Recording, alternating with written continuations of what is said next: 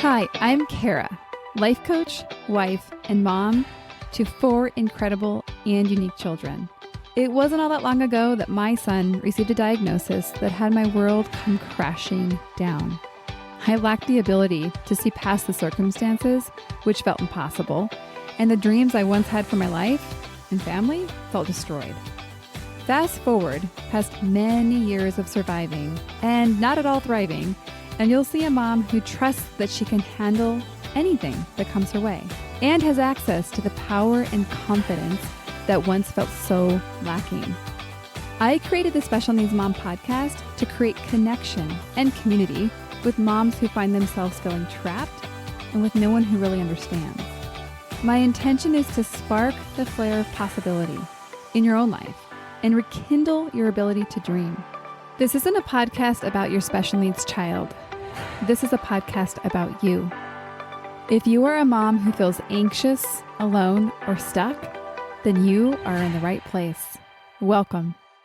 Hello and welcome to the Special Needs Mom podcast. So glad you're here. Today we have an interview style episode, and I just finished recording it with these ladies, and we all had places we had to go, but I think had we not, we could have talked probably for 3 hours.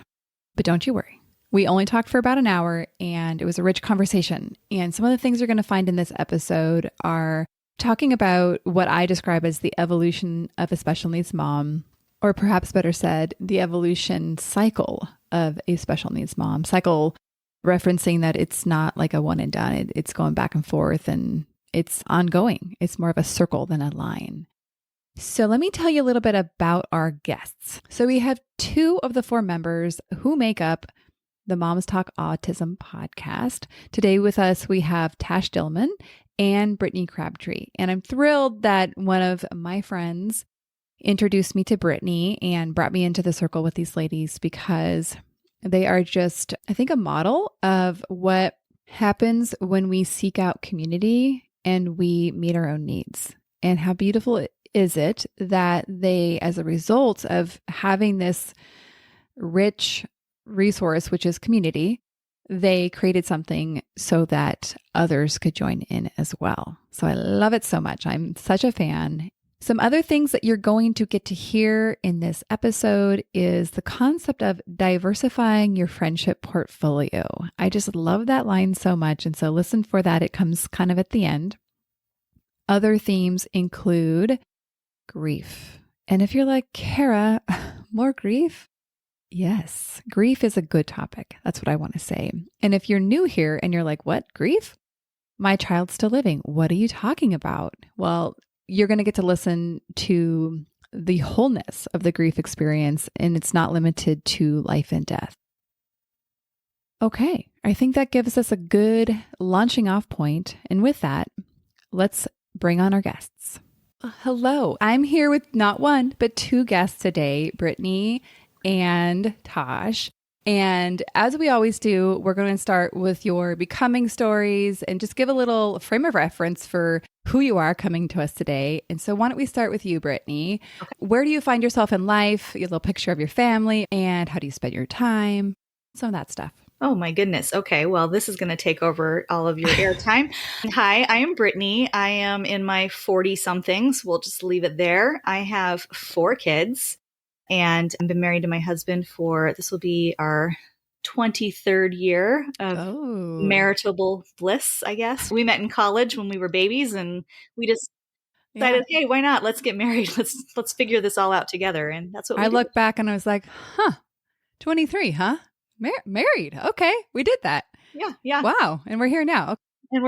So so we have 4 kids. Like I said, I live in Northern California in the Sacramento area. My oldest will be 21 this year. So that's a whole thing. 3 boys and a girl. And he is going to community college here locally, living at home and working. And he helps out with his younger siblings.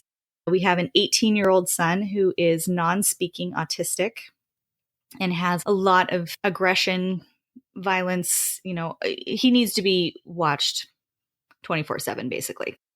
And his older brother helps take care of him at times. He's in his respite worker, list and is very helpful that way. And then we have a 17-year-old son who followed very quickly after that second kid. And he is thriving in high school right now in cross country and track. And I never see him because junior year, you never see your kid. I relate. Yes, I have a junior in high school. They are never home. Guy. Yeah. I see him in passing sometimes. I'm like, hi, how you doing? And that's it. So yeah. And then we had a little gap. And then our youngest is my daughter, Ruby, and she is 10 and also diagnosed with autism. And she goes to a general ed class, but is also in a special needs class on campus. She kind of waffles back and forth between the two. That's kind of how we do it in California, where I live. And then Austin, my 18-year-old, he goes to a special needs non-public school that is specifically for kids who have more challenges, more behaviors, and that kind of thing. So that's kind of my family.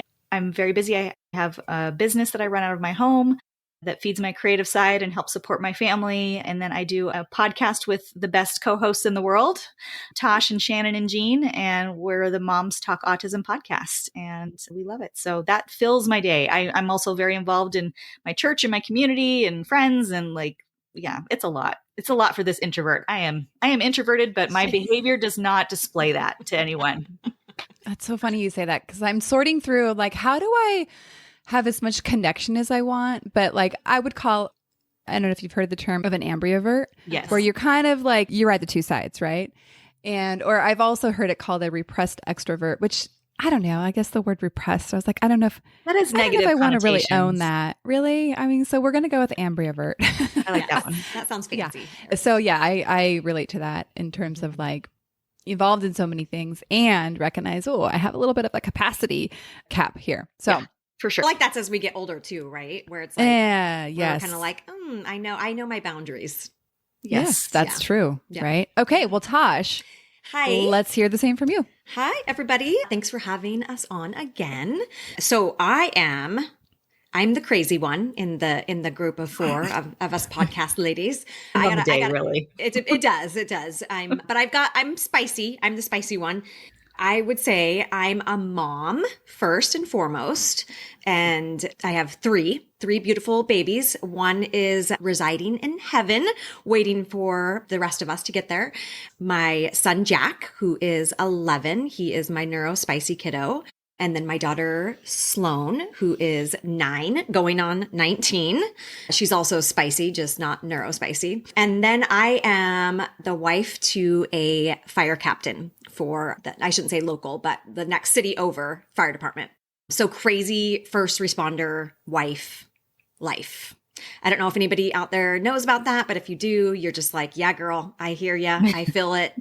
I know all the things. We have a very not set schedule, if that makes sense. Yeah. And I retired from my 15-year career when I think probably shortly before my son Jack was diagnosed, and that he was diagnosed at the age of 4. And yeah, I just dabbled in a little bit of everything. I got into MLM, selling skincare, and hustled that for a while. And then kind of was like, you know what? No, I'm going to be at home. I'm going to be at home and I'm going to do this. And then a few years later, I ran into the crazy gals of Moms Talk Autism. And she wanted to say something else, but she didn't. I ran into these randos on social media and we started a podcast together. Like you do. That's the normal thing to do, right? No, but we are a super active family. Fitness is like a top priority in our household. And we're also like super outdoorsy people and just like kind of on the go all the time. And I am a super extrovert. Doesn't surprise me. Extrovert. Looks like you, yes. And I don't think you mentioned where you live. You're in technically Washington, right? I am in Washington State, yes, but I always say Portland, Oregon, because people recognize that better. I'm literally across the river from Portland, Oregon. I'm in a cute little town called Camas, Washington. We are an old mill town. Yeah, close to the city of Vancouver. That's it. Yeah. And then I am highly involved in my church as well. I go to for this area, a mega, what's known as, I guess, mega church, and just, non-denominational Christian. And I got heavily involved with our kids ministry, and then particularly in kind of helping to advance our special needs ministry within our kids ministry. So Yeah. I'm hoping we have time to talk about that because I want to hear more about that. Of course, for the gain of everybody listening, but also for my personal gain. Yes. And I'm a new believer. I'm baby Christian over here. Like, hi, it's me, 2019, so It's like the Spice Girls. You're baby Christian. I'm baby Spice. Got it. Welcome, baby Spice. All right. Before we go, and I want to hear more about the podcast, how that came to be. I want to actually stay with your becoming stories for a minute. So everybody has a unique becoming story. And my guess is, because their autism diagnosis is that it didn't happen in a single day. Like my experience is that I became a special needs mom in one conversation.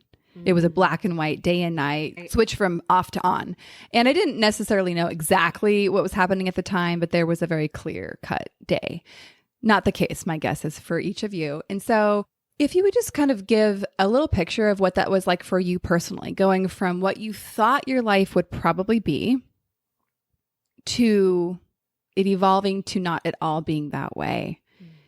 And of course, Tash, you mentioned, and of course, as I prepared for the podcast, I learned that you lost your son, right? You lost your son Jack's right twin. at birth. Yeah. Jack's twin right at birth, right? So that's clearly part of your becoming story or your story, period.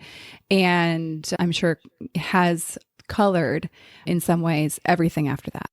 So I'll let you guys decide who wants to start, but kind of what do you think when you look back and kind of see those becoming days? Go for it, Tash. Okay. Yeah. So much like you said, our first pregnancy was with twin boys and everything was perfect. We love that word, perfect. And we love the word normal. We love all balance. Right? Balanced. We love all those words. Everything was measuring out. For identical twins, everything was measuring out perfectly and until it wasn't. And it was a very dramatic, like going into preterm labor and being like, okay, buckle up, we're doing this, and stopping it and being able to get through a week. And then it was like, no, now it's happening. We are going with no idea that anything was wrong. And so when I gave birth to the boys, naturally, we quickly found out when Jameson came first, our son that we lost, that twin to twin transfusion had happened. It's something that only happens with identical twins. Anyways, and so, yeah, it was like from that moment, and I say this, but like the more therapy that I've done, the trauma really happened when I found out I was pregnant with twins, right? Mm-hmm. Because then you're immediately thrust into like this, okay, and what kind of twins are they? Oh, they're identical twins. And so it's a high rate for twin to twin, so it was like the trauma started happening immediately. Well, and Tash, you are a twin. And then I myself am a twin. I'm a fraternal twin. And so just having that understanding and that connection. And then I have other siblings as well. I have 3 older sisters. And so it's a very different dynamic. Twins have a very different, we are weirdos in the best way possible, right? Like it is the best. Brittney knows because she's been I've been in the orbit of the twins, her and her twin. And it's like, you just kind of sit there and you just, I just want to watch them. It's like a science experiment. I just like how they move around each other, how they finish each other. It was absolutely fascinating to me. Yeah, and I love Nicole. She's wonderful. So yeah. So it just to kind of fast forward when Jameson came out and he wasn't breathing and then we got Jack out and we knew for sure that it had happened. And right there from that moment, it was like this complete fight or flight, right? It was, and then not only that, but I got very sick because I had what they called post-eclampsia. So I was separated from my children who are fighting for their lives. And then my poor husband, who is trying to fight for all of us on different floors of the hospital. And, yes, we had family there and all of that. But yeah, it quickly changed just everything. My thought process on life, my right there in that moment, pleading for God, like, why would you do this to me? And I wasn't even a believer, but he was the first person I prayed to or blamed or all of the emotions that I went through with him. Yeah. And Jameson lived for 19 hours. It was a rough 19 hours. And then we decided to go ahead and take him off life support because, the best professional advice was that he was not going to make it. And we wanted to hold him. We wanted to hold him and breathe him in, until he passed. So yeah. So that moment was the pivotal moment that changed everything for me. And then let's fast forward through Jack's young childhood, his toddlerhood and all of that. And it was very apparent to me at the age of 1, that there was some differences. And I'd never even dealt with, I don't even know that I'd ever met an autistic person that I knew of. But there was evidence that something was different, and you have the normal things like all the people saying like, oh, they'll catch up, blah, blah, blah, they'll be fine. Oh, it's just a boy. Oh, all the things people say in good, meaning well. But yeah, when it came to that diagnosis process or the beginning of it, where our pediatrician said, yes, let's move forward in getting tested, it was not anything that felt out of the blue or out of the norm, or I was almost like, okay, yep, validation. Yeah. Where, I mean, not to talk about my husband, but it was very different for my husband. My husband was like you, thrown into this life-changing moment, of like, what? And for me, I was just like, okay, yeah, it's totally, yep. It made sense to you. It made sense to me. And then when he got his formal diagnosis, it was like, yeah, cool. Okay. Yeah, we're doing this. We're already doing things for it. So yeah. So I think Jameson's loss was oh my gosh, life is not at all what I thought it was going to be. Life is not even what I thought was going to be this perfect, pregnancy and two at once and done, like flipped upside down on its head and just rocked me to my core. Yeah. Now, as you share that, I'm like, wow, I could see how I often think when we're in really hard times of our capacity to do really hard things. And I would say, I think that's kind of like all of us, I think, would agree that losing a child is the thing that mothers could say that's just the worst thing we could imagine. Yeah. Mm-hmm. And so you had gone through this highest level we can think of loss, of pain, of grief, of not what you thought it was going to be. So it seems like it almost skewed your perspective in a positive way so that you're like, oh, I'm going to like cry and laugh all at the same time right now because I've talked about this with the girls so much is like my journey into the diagnosis of autism and all that was not even remotely like the rest of the girls. It wasn't your worst day you've ever had. Yeah, no, not even close, And so I do speak to a very different level. And Brittney's got 2. So Brittney, you tell your story because Brittney has the 2 and she was like, yeah.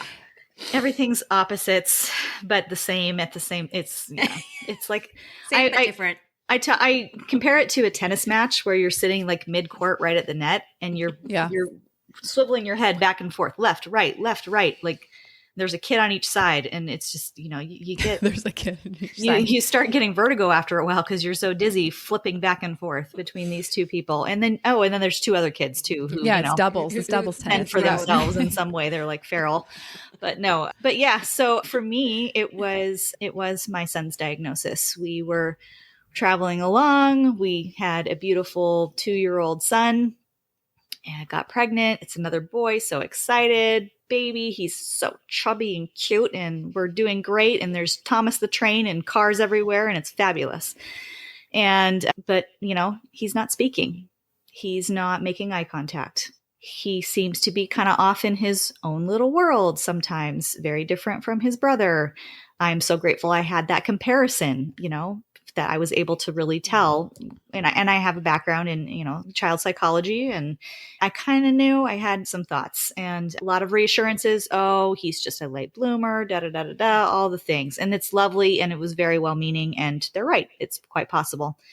Got to the pediatrician's office because I am a busy mom and I can handle stuff. I took the kids by myself and went down there and I don't have time to wait for people. We're just going to get it done, Wait for people, meaning her husband. Yeah. Yes. Sorry. Let's go. I got this. Sorry, no Doug. problem. And got there, and Austin was stimming quite heavily. He still does and has his whole life. And the pediatrician walked in and she looked at me and I looked at my kid and I'm like, I don't think this is normal. And she's like, no. So we got, referral to, she said the word autism. I jumped back like there was a fire in the room. I was like, what? I knew what it was in theory in my textbooks in college, but I did not have any, personal experience with it. And went to my car, called my mother, as you do, and sobbed my eyes out and freaked her out pretty bad, I think, because I am not a crier and I always have it together and I am the strong, pillar, and I lost it. She was just like, whoa. So we were very, very blessed. We were able to go see the neurologist fairly soon after that original talk with the pediatrician, confirmed the diagnosis. Once again, don't know what I was thinking, went to the appointment by myself with my children. Looking back, don't do that. Take somebody with you. It shows how, I'm going to interrupt, it shows how new you were, right? It shows how you didn't, why would you, right? Like you didn't have the experience that of course you have now. It's a doctor's appointment. I love it's that. Fine. I love that it shows where we started. Yes. So continue on. Yes. So came home and at that point I was pretty certain we were going to get this confirmation, but the way it was done, his official diagnosis, yes, he has autism. Here's a paper with a couple of numbers for people to call. Have a nice day. Okay. What do I do? I am a woman of action. I'm going to get it done. I'm going to do the research. I'm going to solve this problem. We are going to get back on track. I don't care how long it takes. I love this kid. We're going to make it happen. So tell me what to do. Yeah. You pretty much have to make it up on your own. At least that's how it was 18 years ago, or 16 years ago. He was 2 years old. So we went through what I would call our first round of grieving. And it is a grief. It is not to compare to the actual loss and death of a child as Tash has experienced, but there is a lot of overlap and there's a lot of similarity. And it makes it so you can empathize on a certain level because you are grieving the loss of that life. And that is what started. And my grief was different than my husband's, but we were very fortunate and blessed because of our faith-based life and our connection with each other and getting married when we were children ourselves, that we had a few years under our belt at that point and we rallied together. And that was the key. That was life-saving for me and for him, I would say. I'll speak for him in that much.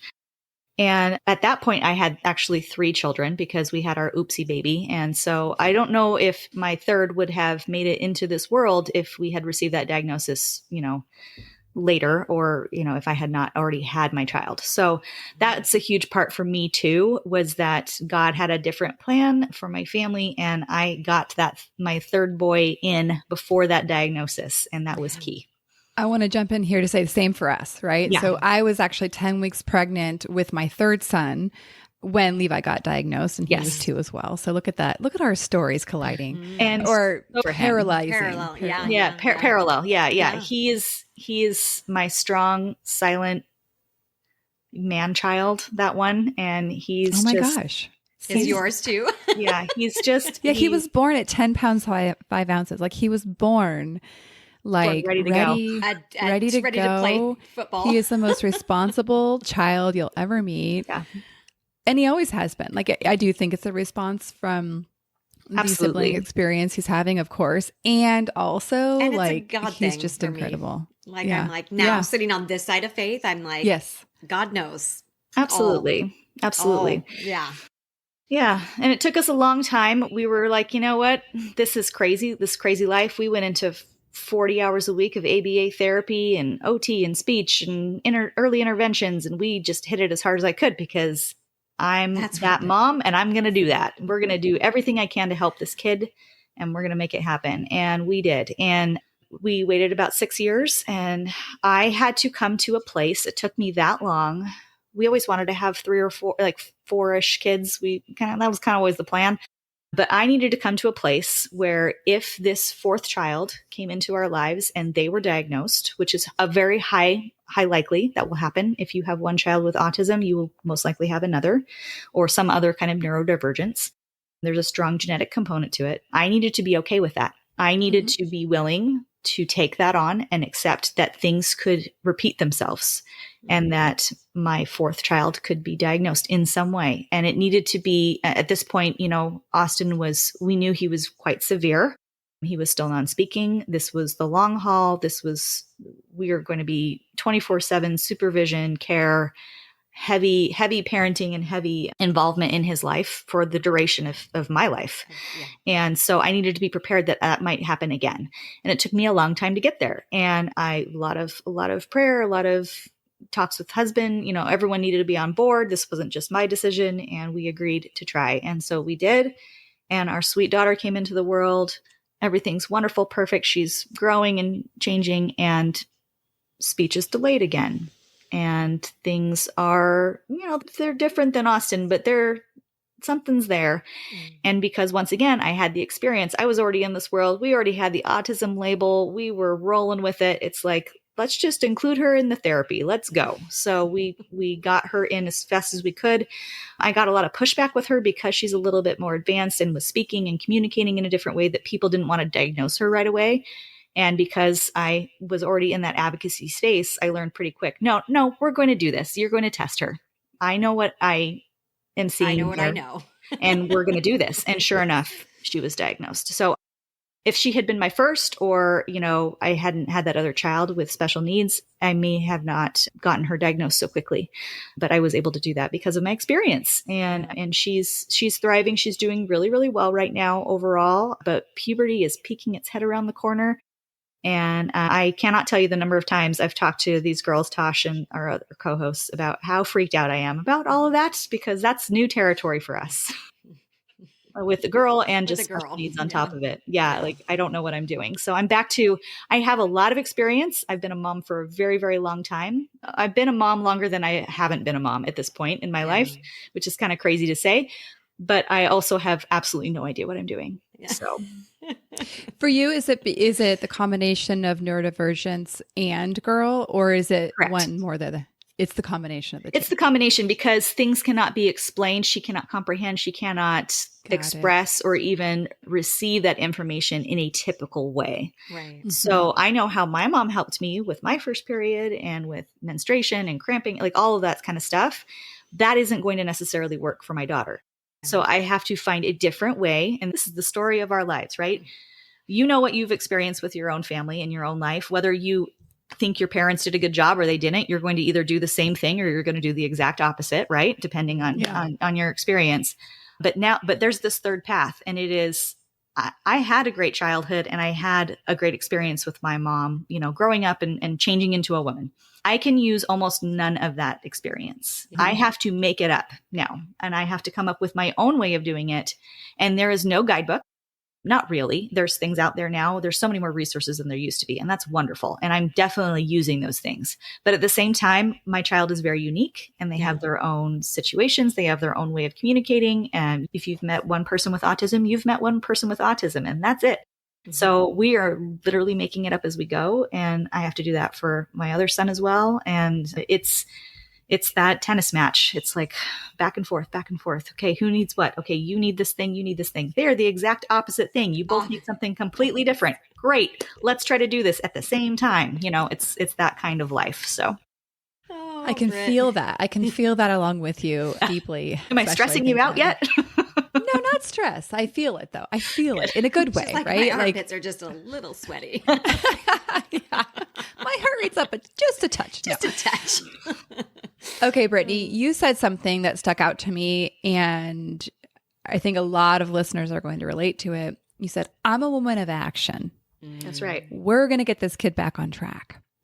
So reading into that a little bit, I think it probably, and you can confirm, speaks to what we might call a before attitude. Yes. Of that there is a right track to be on, and you're not on it. And so we will do everything we can to get you back on there. Right. And I also wanted to pair this with something I saw on y'all's website, and it was talking about cure culture. Mm-hmm. And you have a clear statement that as a group, as a platform, you reject cure culture. So, and I think these two are related. So I first wanted to just get your take on what is cure culture and kind of how did you land on really being clear about rejecting it?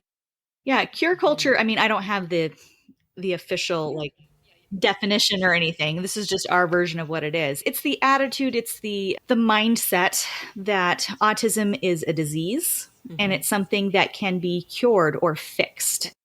And like everything in life, there's nuance and it depends on what words you're using. There are certain aspects of autism that we can definitely help with. It's usually the symptoms of, right? We can change the environment around someone to help them be able to be happier or cope or communicate better or whatever that is that you're working on, be able to regulate themselves sensory wise in some way. But that isn't curing the autism. We're not trying to intrinsically change our children. I'm not trying to change the molecular, makeup of my child's brain or their, anything like that. I am just trying to help my child be happy and being able to contribute in some way in the world and be a part of society and be a part of my family and really, truly just be happy. That is the number one thing. And that requires extra care and extra help. And sometimes that requires medication or therapy or a different school system or whatever that thing is. But we're not trying to cure our children. I don't see him as broken. I see him as needing different care. Mm-hmm. Did I sum that up okay, Tash? Yes. No, that was perfect. No, that was great. Yeah. Yes. So would you say that in your kind of before journey that you may not have seen it the same way? Yeah, I think that's a journey. And that's part of that grief cycle is coming to that place. And when I say grief cycle, I didn't go through, none of us have gone through the grief cycle just once and like, oh, great, that was fun. Done now. It is something you will visit over and over and over again. I am going through another cycle of it right now with my child turning 18 and the struggle, the way that the legal system works when your child is officially an adult but can't take care of themselves in any kind of meaningful way. It's a ride, I'll tell you that.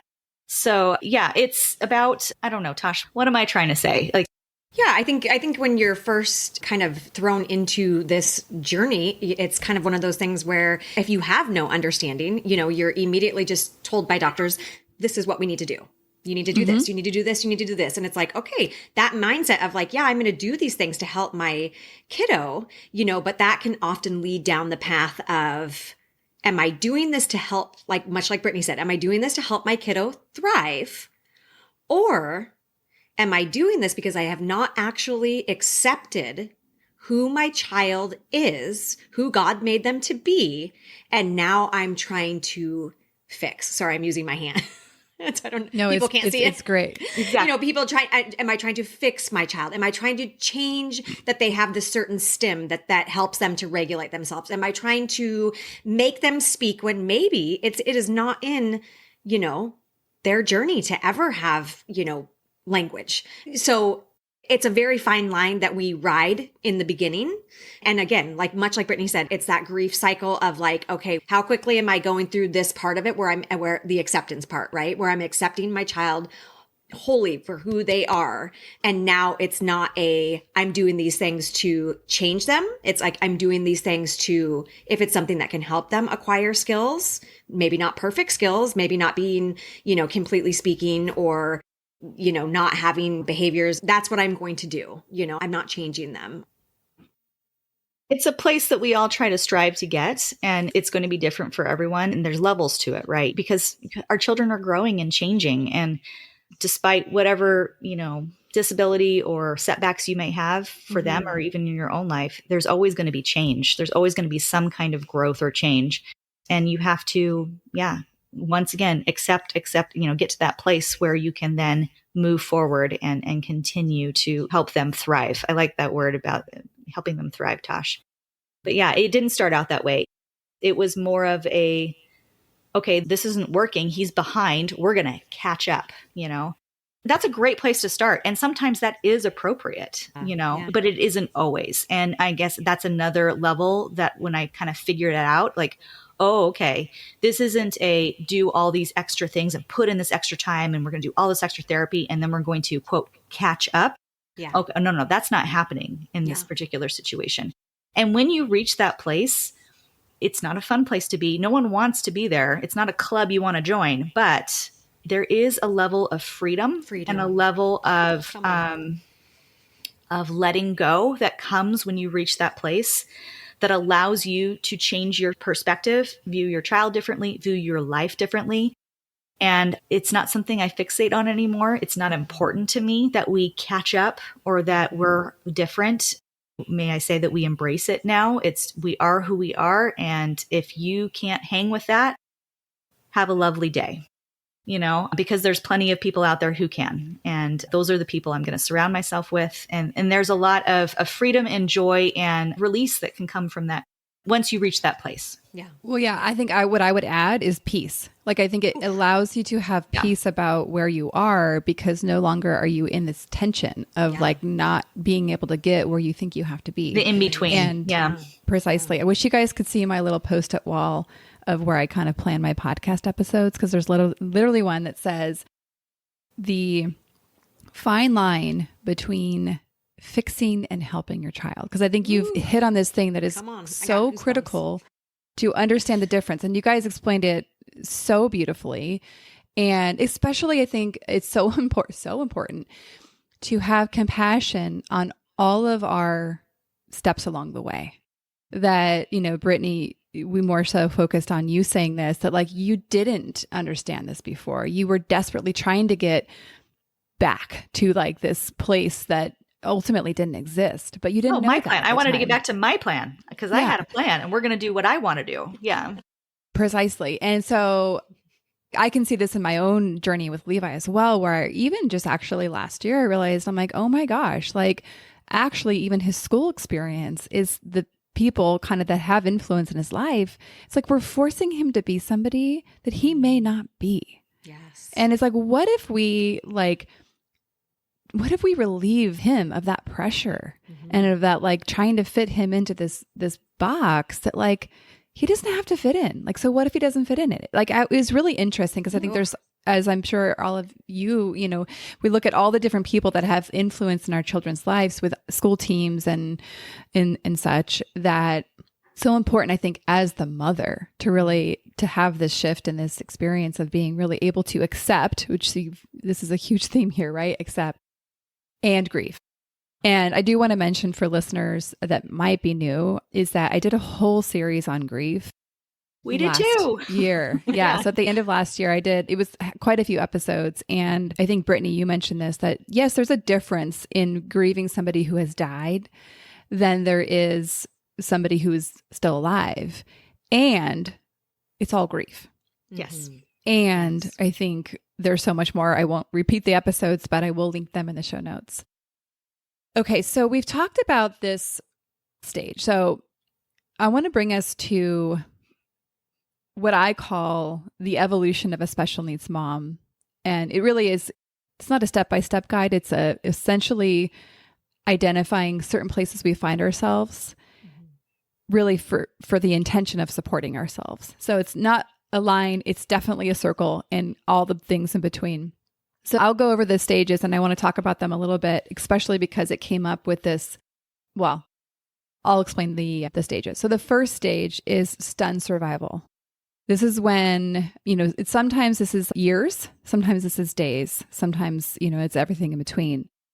It's when you're literally just doing what it takes to eat, sleep, keep everybody safe. It's when you're learning all the new language, all the new appointments, all the new environments that you find yourself in. And then we normalize. We kind of get, you got your new normal and move into the stage that I call stabilized yet self-sacrificing. And this, I don't think we could sum it up better than you did, Brittney, where it's like, I'm a woman of action. I'm going to get it done. And typically what I see, and you guys can let me know if you identify with this, is that there's typically a overemphasis on helping our children with an underemphasis of doing anything to support ourselves. Correct. It's like we're putting all of our chips in the basket of we must, and this is the difference here in this stage, is we have to help our child, because if we don't help our child, then ultimately, if we really look and are honest, then we don't think we're going to be okay. And this is where we get that fixing energy from versus helping our child. So we stayed in that stage for a little while. And ultimately, get tired and we get to the next stage, which I call alone and afraid, because we've gotten tired. What we've done hasn't worked and we don't know what else to do. We've usually isolated, not necessarily intentionally, but it's kind of a default that happens to many of us, and for a lot of good reasons, because when we have children with behaviors, it's hard to be out there in the world and all the things. And then there's a little stage that I call the rebellion. And it's really that rebellion stage is looking and saying, I can't do it this way anymore. I am not willing to do this. And not to do this for my child, but to do this for myself. I'm not willing to put myself in last place all the time. I have to do something different. Because I think at this point, it's like when we've exhausted everything. Tash, I literally said this last night. I literally said, I can't do this anymore. I have to do something different. Like you just basically repeated what I said to Tash last night. There you go. Yes. And we find ourselves, so again, emphasizing this is not like, oh, we get to this place one time and everything's all better. No, this is a cycle. Very cyclical and not clean, even though I'm like laying it out like it's clean.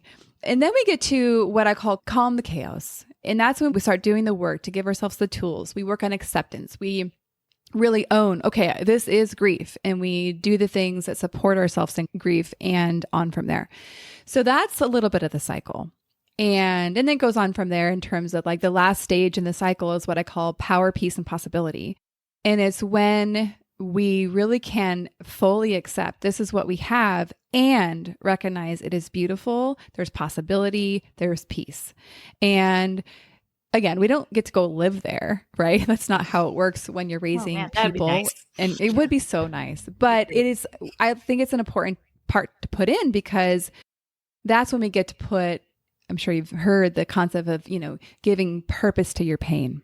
Mm-hmm. And so when we get to live that experience, I think it just feels good, even though, of course, clearly we would never say this is an easy experience. So that's a little bit of the evolution that I've mapped out after hearing story after story and hearing moms come to me and saying, typically they're going to be in between stabilized and self-sacrificing and alone and afraid. More the alone and afraid, because it's like right before you're ready to do something different. Yeah. So first off, I think you can talk about any stage, but what stage, I guess, sticks out the most to you, just even as I roll them out? Well, I already said, I guess I'm being a rebellious person right now because I'm right in that little rebellious pot where I'm like, I'm at a crossroads here with my child who's 18 and we have a lot of different choices and a lot of different things that we need to look at. We're looking at med changes. We're looking at school placement. We're looking at a conservatorship. We have all sorts of different things that are really heavy and require a lot of research and time and effort on my part as a caregiver. And then there's always grief laced around in that. And then there's just the everyday behaviors and taking and caring for this person on top of, these extra layers of government and schools and all these things on top of it. I'm at a place now, and I literally just talked to the girls yesterday. We video app each other all the time. And that's my support system. And I need it every day. And I just said, I can't keep doing it this way. I have to find a different way to do this. And I'm self-aware enough. I've figured that out. I've done this cycle enough times that we have reached this point. And okay, so that means other parts of my life are probably going to shift too. Everything is affected because it does take over. It does take so much time and effort and mind power to change something significant like a school placement or, some of our heavier medications that Austin takes right now. So yeah, it's definitely, that's where I'm at. And that's kind of where I'm focused on because it's very relevant to my life today. Yeah. Well, consider that the rebellion, and I think you might agree, is a good place. Being at the rebellion, okay, it's a place where we get to like reevaluate. We get to kind of retool, like recognize, okay, what I was doing wasn't working. And so it gives you an opportunity to like step back for a second and like zoom out and look, okay, I'm laying it all on the table. Okay. What needs to change here? What can realistically change quickly? And what is going to require a more of a long-term change? And then what is going to be, if I do change something significant, how is everything else around it going to be affected? You have to break it down like that sometimes. Yeah, very much so. Yeah. What about you, Tash? What stage or part of the cycle, I should say, sticks out the most to you right now? Right now, I'm definitely in that last stage. I feel like I've been there for a while. I really do. And maybe again, it's just who I am as a person and my Enneagram number, I'm just like she's a fighter. We got this. And so I'm not just like a fighter for Jack. I'm a fighter for all people in all realms and all things. But yeah, I feel like that's kind of where I'm at right now. And I have always set a very clear boundary of me, personal care, my time, especially being a fire wife, you know what I mean? When we have just this like ridiculous schedule. So it's that my mental health has always been a priority to me because I've had severe mental health issues. And so let me go back and say, I was at that point where I was in the complete go mode. And then I felt like we were stabilized for a while and I was lost. I was lost for what looked like, everything was under control and looked great from the outside perspective. And I was an alone mess with a bunch of people around me. And I think you hit on something really, it's definitely part of the cycle where on the outside, everything looks okay. But internally, you are very clear, this is not okay. Yes. Yeah. And that's when I hit that point of like, I didn't want to live anymore. I didn't want to do this anymore. I didn't and that was that huge pivotal moment where Christ came into my life and everything changed. And I think it's just been like, just trending upward then.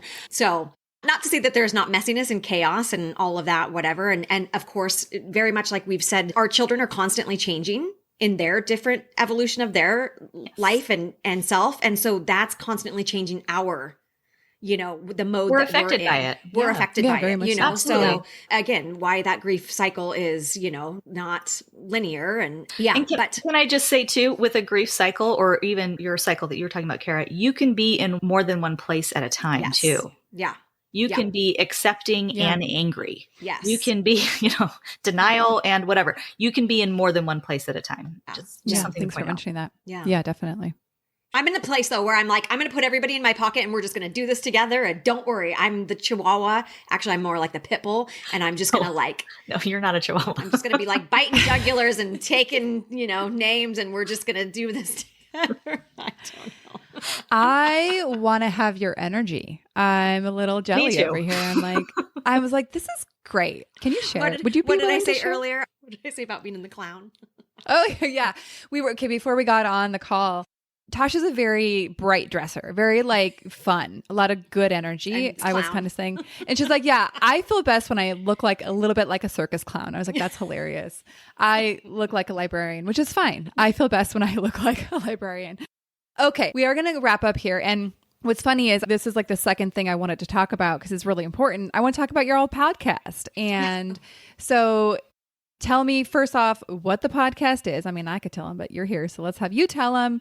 And I'd love to hear a little bit about okay, a lot of people talk about doing something like this, but to get 4 women together doing something like this is pretty incredible. We have no idea what we're doing still.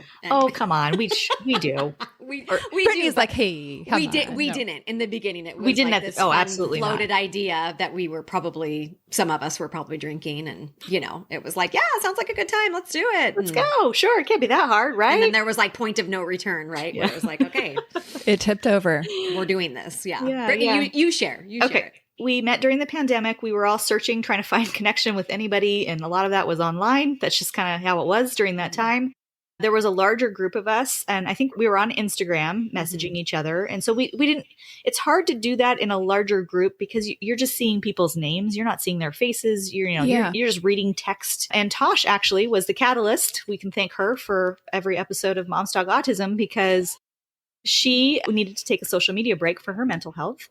And she asked if we could switch to a different platform. And so we went over to Marco Polo. I would say no free ads, but we love Marco Polo. So go check it out, Marco Polo. And it's a video app that, it's like FaceTime, but it will save the videos. You don't have to watch them in real time. So we switched over. There were a few of us who went over, more than just the 4, and eventually kind of dropped off. And it just kind of became the 4 of us. We were the ones who stuck it out. We connected. And we started really drawing a lot of strength and validation and connection with each other. Our children are different ages, different diagnoses, different levels of care needed, gender. We live in different places. But there was enough there that we really felt like it strengthened us as individuals and as each other. And we developed a bond. And as it continued, we just felt like, you know what? We are drawing so much positive energy. And it's not like all of our problems are going away, but we are feeling better about ourselves by talking to each other. Maybe we need to record some of these conversations and share them with other people. The validation point, right? That was there right from the beginning. We went deep, quick. We dove in the deep end for sure. Yeah. And it was the best thing that could have happened to us, I think. Yeah. We needed to do that. We were all in a place where we were ready and we did it together. So yeah, and that's kind of how it started. And it's just evolved from there. There's been setbacks and craziness and scheduling and technical difficulties. And Tash has learned how to edit audio tracks, which she wouldn't have never thought she would have done in her life. And people are like, oh, this sounds like crap. We know who ruined it. Gosh. Now we all have our jobs now and we make it happen. We've met people all over the world. We've met professionals. We've met other moms. We've met dads. We've met aunts. We've met siblings. And we've met actually autistic individuals who have been diagnosed and come on. It's been amazing. Yeah. And it is a lot of hard work and it takes a lot of time. But the joy and the community and the validation that we are getting and that we are supplying for other people is totally worth it. I'm sure you would say the same for your podcast and your work, Kara. So that's where we are. So Moms Talk Autism is what it's called. And there's 4 of us. And sometimes there's all 4 of us on and sometimes there's just a couple with a guest. And we try to change it up so it's not always the same. And it's a lot of just us like talking. And community stories. We have other moms on to talk. Yeah. And share their pieces, especially if it's something that maybe we don't have direct experience with. We'll have, somebody on who does.